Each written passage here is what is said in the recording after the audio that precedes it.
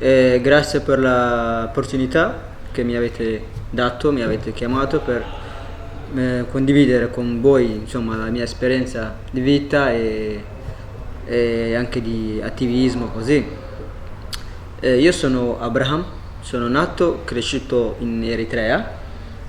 Eritrea, come tutti sappiamo, è una colonia italiana, insomma, la prima colonia italiana, la prima terra è stata, come dire, sciupata, strappata dall'Italia per sfruttare, è stata l'Eritrea.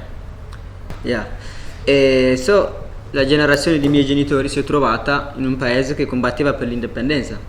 La generazione dei miei nonni e bisnonni invece era la generazione di colonialismo. Quindi un popolo che non ha mai avuto un respiro, non ha mai avuto una libertà, una scelta per il suo futuro, per la sua vita. Quindi abbiamo fatto questa lotta che è durata 30 anni, dal 1961 al 91. 30 anni di lotta per l'indipendenza. Viene chiamata la lotta più robusta e più organizzata in Africa, perché l'Etiopia sono 80 milioni, noi siamo 3 milioni. Quindi immaginate combattere 3 milioni contro 80 milioni. Però siccome il popolo è stato veramente ben determinato, organizzato per l'indipendenza, si è riuscito a sconfiggere la potenza militare, che era la potenza più robusta dell'Africa in quel periodo, dell'Etiopia. Quindi il popolo eritreo ottiene la sua indipendenza dopo 30 anni di guerra, ma con migliaia di morti e di profughi. Arriva l'indipendenza nel 91. Io sono nato 2 anni prima, quindi i miei genitori mi dicevano che io ero fortunato perché era finito tutto, quindi adesso sono privilegiato rispetto alla generazione passata. Potevo studiare, potevo scegliere la mia vita, potevo stare nel mio paese, potevo diventare un dottore, potevo diventare un ingegnere, potevo diventare tutto quello che volevo. Vuol dire che c'era la possibilità, l'opportunità. Qualche software, scusa. Sì, va bene. E quindi i miei genitori mi dicevano così, che ero fortunato. Io non capivo perché dicevano così. Però crescendo ho iniziato un po' a capire, perché loro non sapevano leggere né scrivere, no? Io invece quando ho iniziato a fare le elementari ho iniziato già a scrivere e leggere, quindi quando arrivava qualche lettera a casa mi davano leggi te, traduci per noi. Allora capisci che io sono più privilegiato rispetto a loro.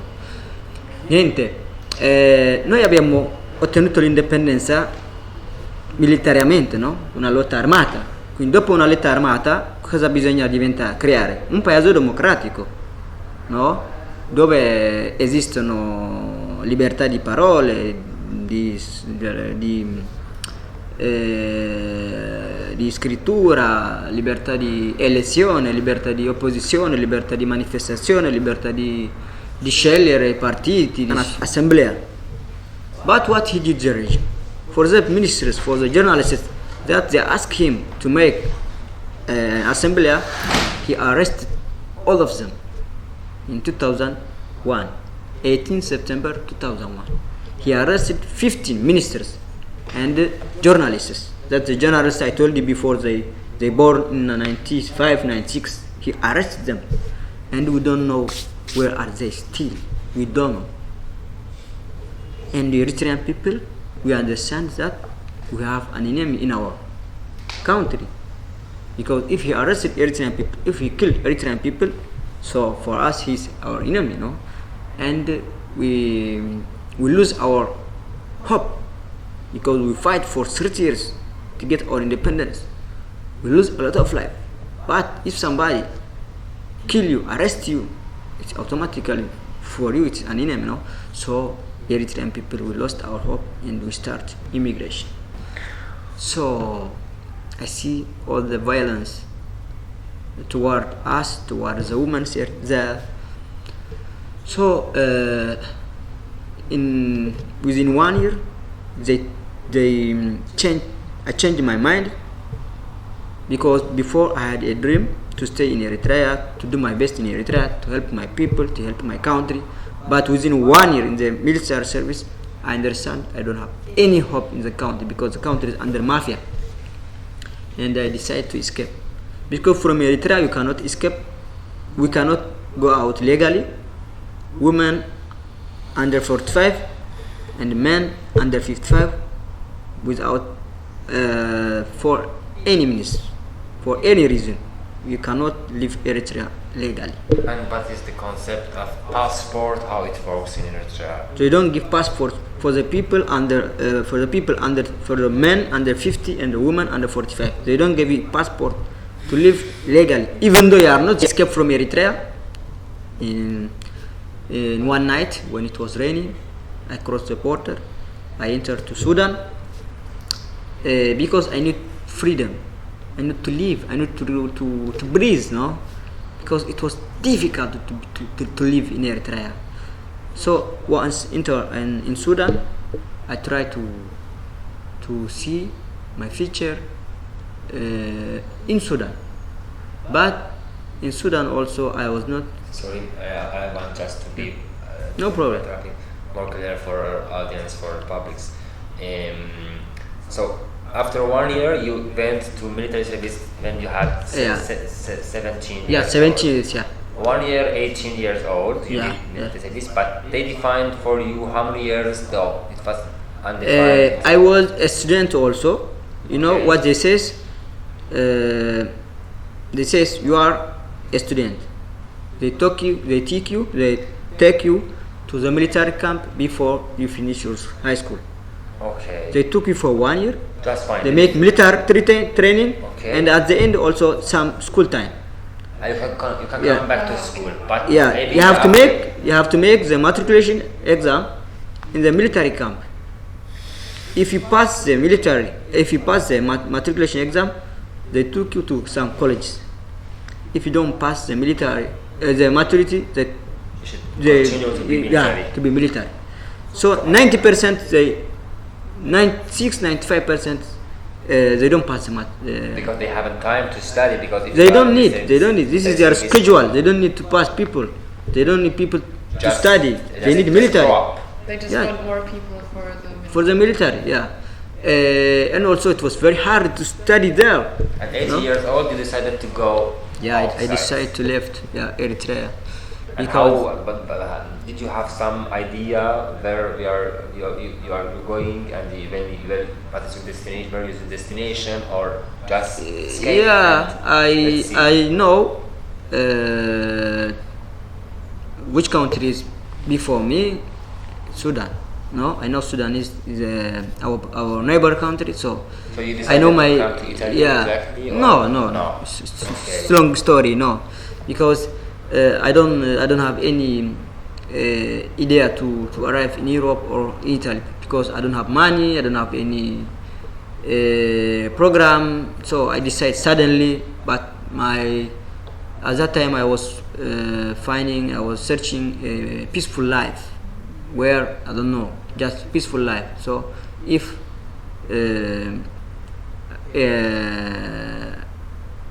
I had get an opportunity in Sudan, I had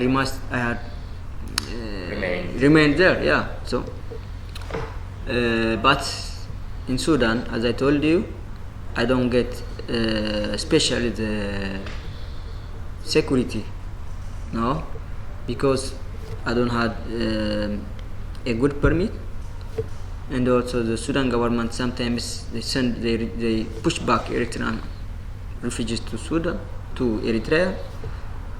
So I don't feel secure also in Sudan. So I have to move also from there, because I was very afraid.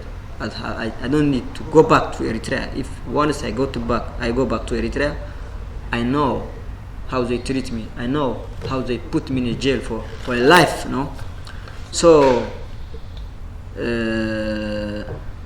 for me at that time, it was important to be so far from Eritrea and to stay in another safe place, so far from Eritrea. Sudan was so close to Eritrea, and it was not safe. But it's not simple also to move from Sudan to somewhere. How? It's impossible, no? Maybe for someone, German guy or Italian guy, it is easy to move. But for some African people, it is difficult to move from Africa to come to Europe or somewhere, no? Even though you wish peace, freedom, liberty in somewhere, but it's difficult to move.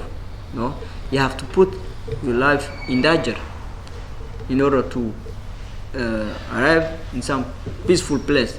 No, it's not small price. You have to put your life in danger. No, maybe for some people it is simple. They make passport, they take the ticket, and they take the flight with 1,000 or 500 euros. They can move safely. No, but for me at that time it was impossible.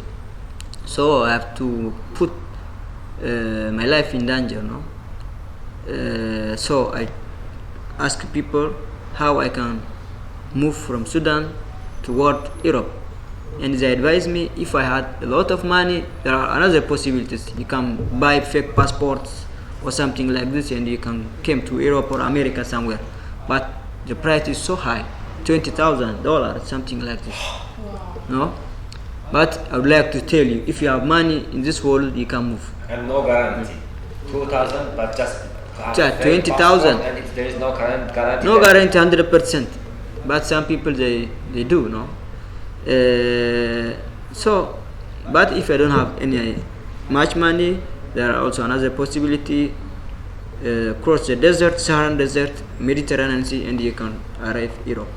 I know my friends before they tried to cross this desert and the Mediterranean Sea, some they lost their life.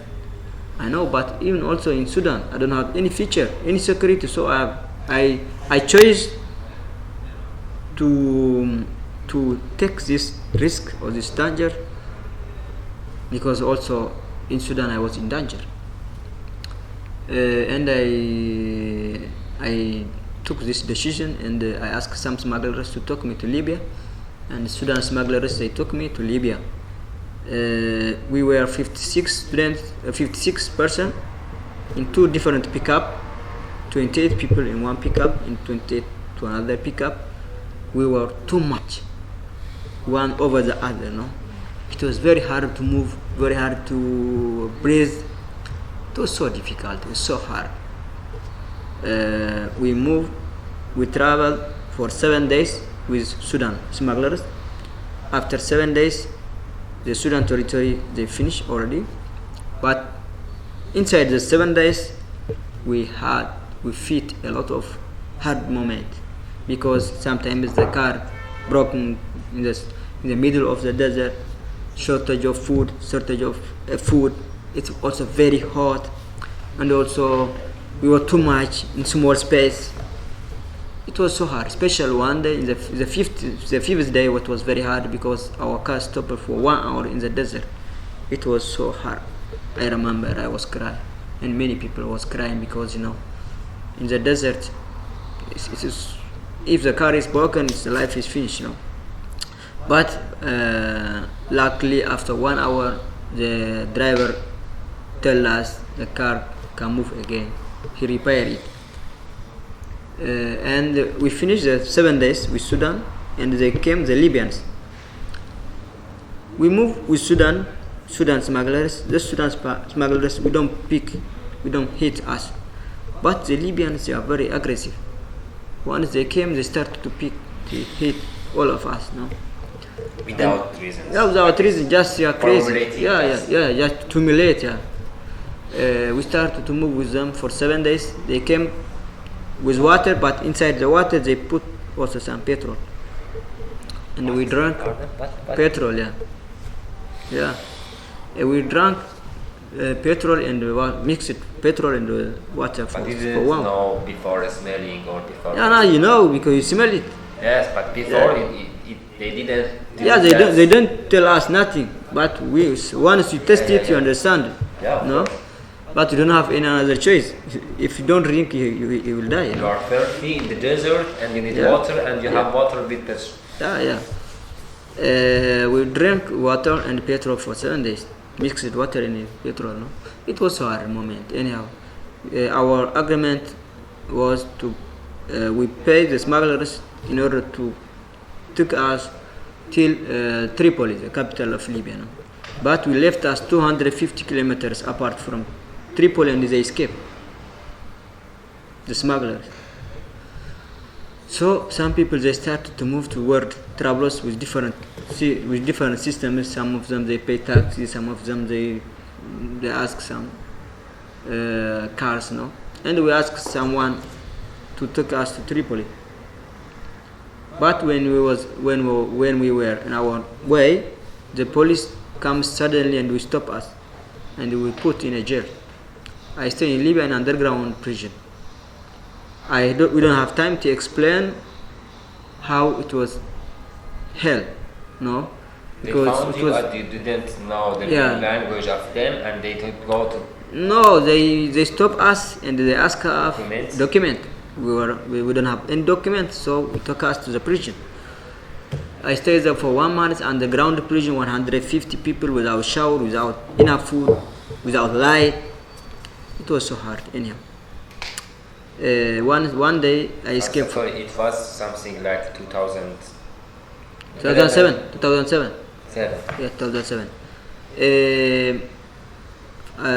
Luckily, I escaped from the prison alone. One day I escaped from the prison alone because we took us to work to another prison.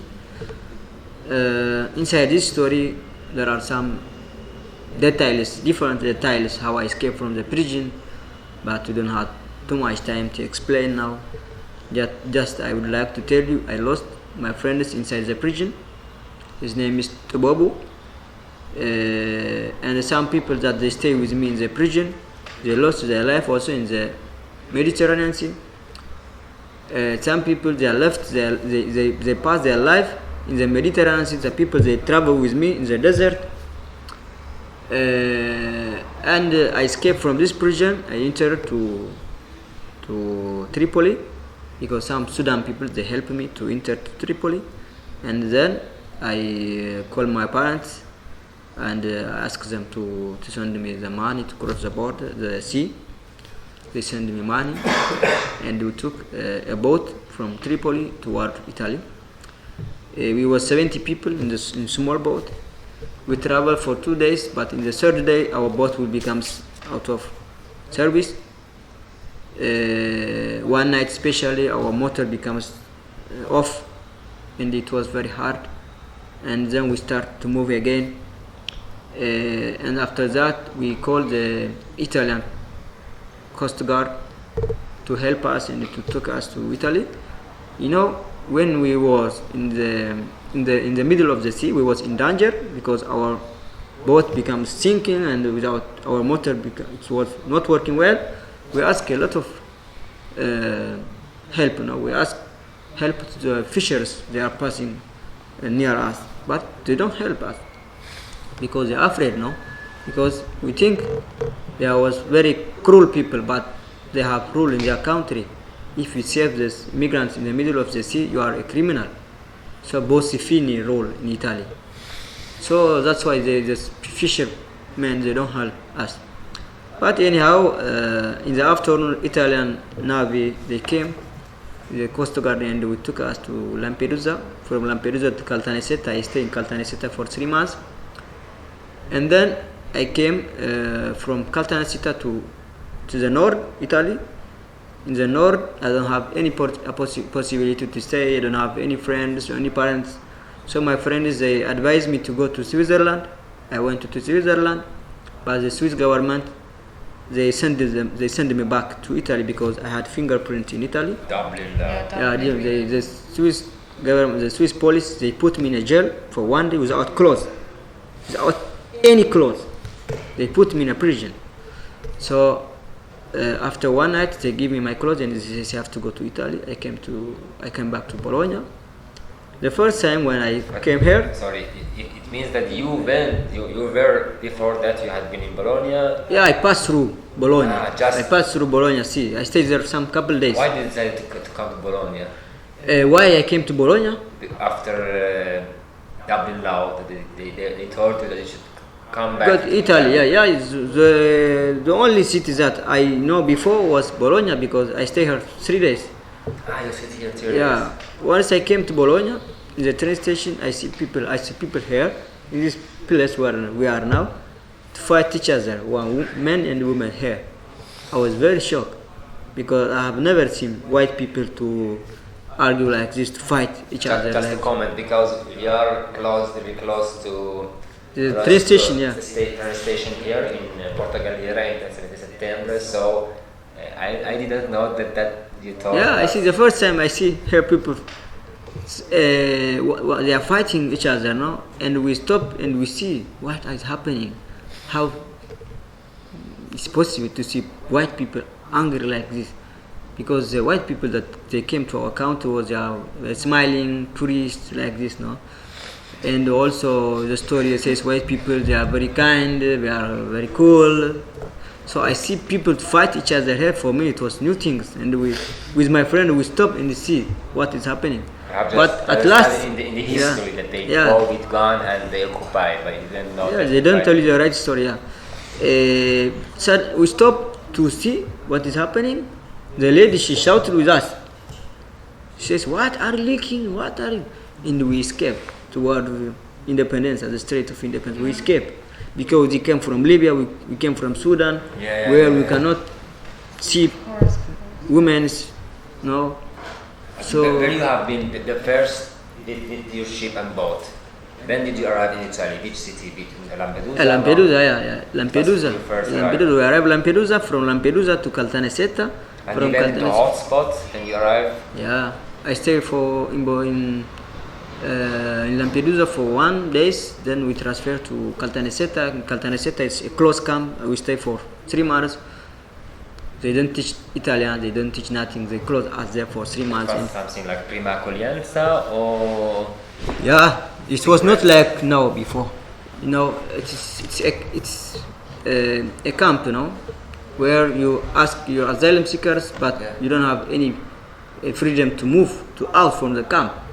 No, we stay for 3 months inside the camp, and I present my asylum question, no, in order to get protection, but they give me a humanitarian paper, even though I ask asylum seekers. They reject my question and they give me just humanitarian paper for 1 year. At that time I don't know the rule. I don't have any friends, lawyers or something, so I accept. If it was now, I don't accept the humanitarian paper, because I have political problem. But with this humanitarian paper, I'm not secure in Italy. But at that time, I don't know my right, so they give me humanitarian and I accept it. Anyhow, I came here, as I told you. I went to Switzerland. They reject me. They send me back here, and I started to live in Bologna. I started to find some work.